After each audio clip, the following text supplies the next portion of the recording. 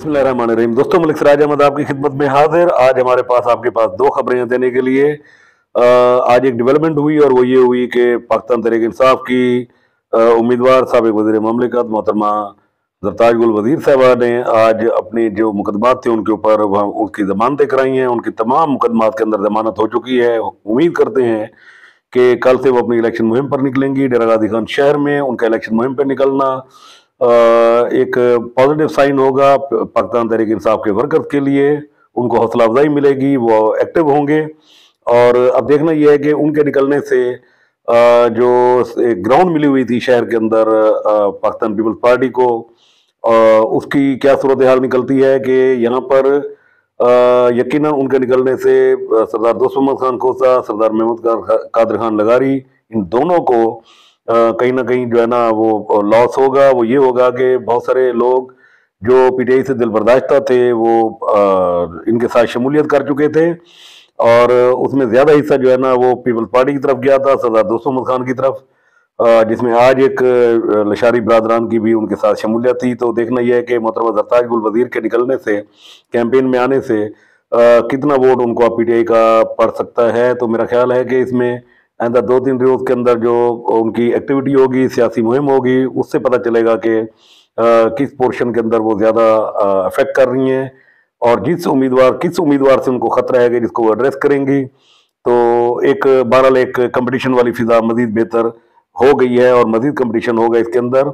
एक तो ज़रताज गुल वज़ीर की बेल होना और दूसरी जो सबसे बड़ी डेवलपमेंट थी वो थी NA 186 पर चोटी के अंदर सरदार मोहम्मद खान लगारी ने आज 3 बजे अपने दोस्तों का एक कट किया हुआ था। यहाँ पर उन्होंने अपने जो दोस्त सपोर्टर्स थे उनके सामने उन्होंने बैठकर अनाउंसमेंट की और वो ये कहा कि वो इलेक्शन से दस्तबरदार हो रहे हैं और वो अपनी हिमायत पाकिस्तान तहरीक इंसाफ की नामजद उम्मीदवार NA 186 पर मार्सजा चीना, PP 290 के ऊपर मोहिउद्दीन खान खोसा और PP 291 के ऊपर फहीम सईद चंगवानी की जो है ना हिमायत का ऐलान करते हैं।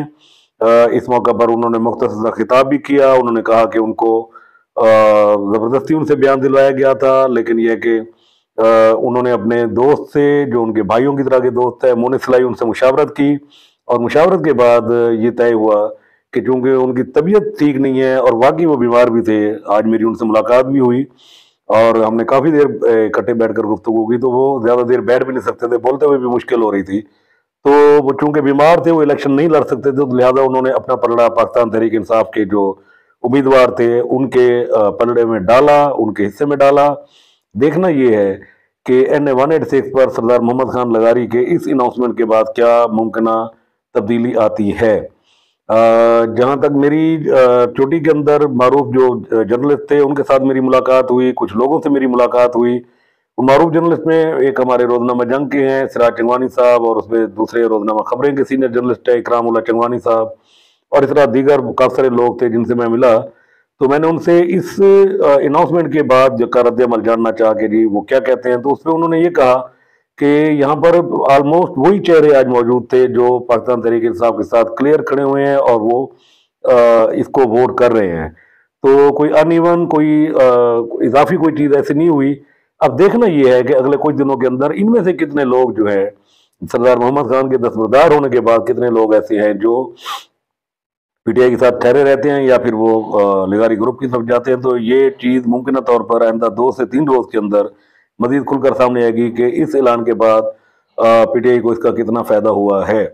जहाँ तक मेरी सरदार मोहम्मद खान से बात हुई तो वो चूँकि उनका बेसिक जो था वो पॉलिटिकल आदमी है, उन्होंने इलेक्शन ही लड़ना था, लेकिन उनका जो मसला था वो उनकी तबीयत जो है ना, उनकी सेहत की इशू था, जिसकी वजह से वो बैठते हुए अगर तकलीफ महसूस करते हैं तो ज़ाहिर है कैंपेन तो उनके लिए एक मुश्किल था। डॉक्टर ने भी उनको मना किया हुआ था। तो उनका कहना ये था कि इस वक्त जो है ना इनकी हिमायत में खातर खा इजाफा हुआ है मेरे इस अनाउंसमेंट के बाद। जो उम्मीदवारान थे और उनको इसका फ़ायदा होगा और इस फ़ायदे का जिक्र उस प्रेस कॉन्फ्रेंस के दौरान मार्सजा चीना और फहीम सईद चंगवानी ने भी शुक्रिया अदा करते हुए किया कि जी हमें इसका बहरहाल फ़ायदा होगा।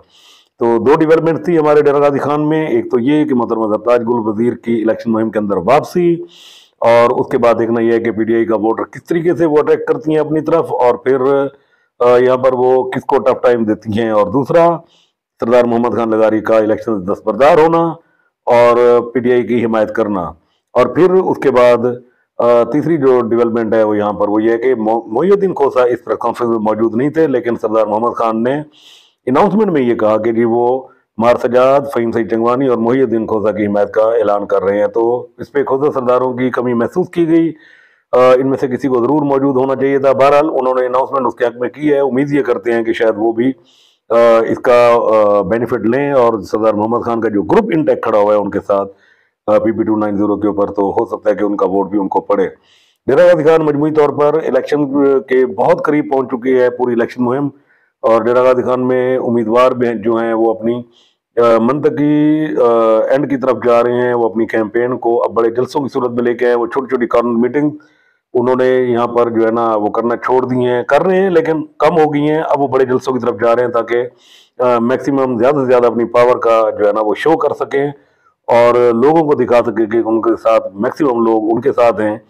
तो रात एक प्रोग्राम हुआ 25 और 26 की दरमियानी सड़क पर पत्थर बाजार में हनीफ खान पिताफी और महमूद कादर खान लगारी का बिलाशुबा वो एक इम्प्रेसिव शो था, एक बहुत शानदार शो था। इसकी तवक्को नहीं कर रहे थे लेकिन एक्स्ट्राऑर्डिनरी उन्होंने उसके ऊपर मेहनत की हुई थी, जिसका नतीजा ये निकला कि उसकी एक अच्छा उनकी एक फिदा बनी। रात एक प्रोग्राम सरदार दोस्त मोहम्मद खान खोसा का था, एक और एक दरमियानी सड़क के ऊपर वहाँ पर शेख बिलाल जो हैं उन्होंने लगारी ग्रुप से वो उनकी वाबस्तगी थी, लेकिन उन्होंने बड़े वोट के ऊपर सरदार दोस्त मोहम्मद खान को जो है ना सपोर्ट करने का ऐलान किया। तो उनका भी शो ठीक था, उसमें भी काफ़ी लोग थे।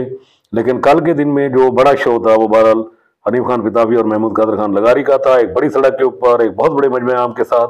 तो यकीनन कल की एक्टिविटी भी अच्छी थी। आज जो है ना वो ये दो डेवलपमेंट्स हो गई, मोहतरमा सरताज गुल वजीर और सरदार मोहम्मद खान वाली। तो जो हमारे यहाँ हल्कों की जो पोजीशन है वो डे बाई डे क्लियर भी होती जा रही है और चेंज भी होती जा रही है। उस पर जो पहले दिन कैंपेन का जो एक तासुर था वो आज के दिन में अगर आए तो मुख्तलिफ हल्कों का तासुर वो चेंज हुआ है और उम्मीदवार जो है ना वो बड़े क्लियर होकर सामने आए। NA-184 की बात करें तो उस पर वही मुकाबला कि अली रता खलोल और पाकिस्तान मुस्लिम लीग नून के अब्दुल कादिर खान खोसा हैं। इसमें सरदार जुल्फकार अली खान खोसा भी इलेक्शन लड़ रहे हैं। जो मेरी लोगों से बात हुई हल्के की तो उनका कहना यह था कि सरदार साहब ने इलेक्शन कैंपेन बहुत लेट शुरू की है। वो काबिल एहतराम हैं, वो बुजुर्ग हैं, वो इस इलाके के बड़े हैं, वो इन कौमों के सरबराह हैं। तो इतनी लेट इलेक्शन मुहिम उनको शुरू नहीं करनी चाहिए थी। अगर किसी वजह से वो देर हो गई थी तो उनको इलेक्शन इसमें कॉन्टेस्ट नहीं करना चाहिए था। उनको मुमकिन और खातिर खा नताइज नहीं मिलेंगे। और ये इतने बड़े शानदार पॉलिटिकल कैरियर के हामिल जो शख्सियत हैं उनका ये मुमकिन जो नतीजा अब एक्सपेक्ट किया जा रहा है 8 फरवरी को, तो ये नहीं होना चाहिए था। तो अब भी वक्त है, शायद सरदार जुल्फकार अली खान खोसा और उनके जो सपोर्टर्स हैं, उनके जो खैर खां हैं, वो उनको शायद मशवरा ज़रूर दें कि आपको बहरहाल इस इलेक्शन में जहाँ आपके पास विंग भी नहीं है और आपने लेट फैसला किया आने का, तो आपको ये इलेक्शन नहीं लड़ना चाहिए। मुझे उम्मीद है कि कोई मशवरा ज़रूर देंगे और उसके ऊपर संजीदगी से गौर करेंगे।